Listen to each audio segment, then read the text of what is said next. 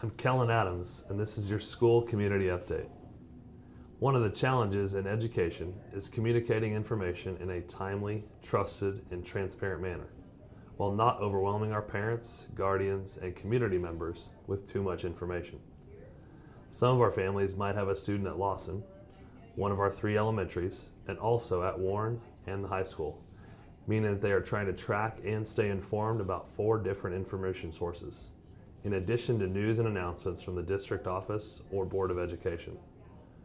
We are also mindful that many of our stakeholders are too busy to read everything that gets sent via email, which is why all of our schools are active on social media. It's also why I personally strive to share these school community updates on a weekly basis, and we try to keep these videos under 5 minutes in duration.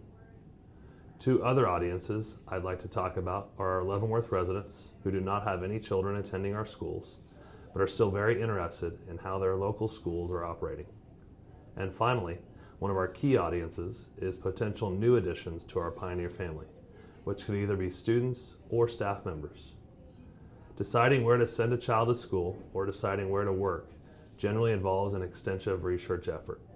And we hope that the information we have available on our website and social media platforms helps to answer questions about Leavenworth USD 453.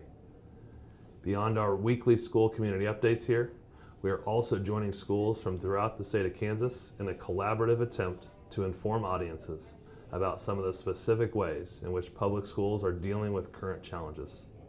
By searching the hashtag DYKKansasKids, which stands for Did You Know, you can find data sets available from districts to the north, south, east, west, and central.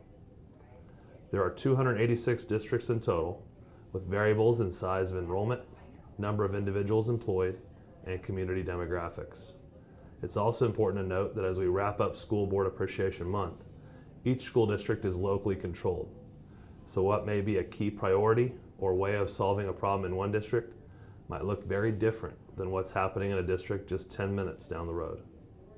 Our first spotlight was on special education, which by the numbers could be surprising to some.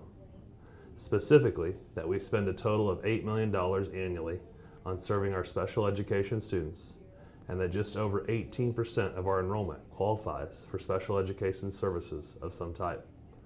These services are delivered by a staff of 150 that work as teachers, paraprofessionals, or specialists.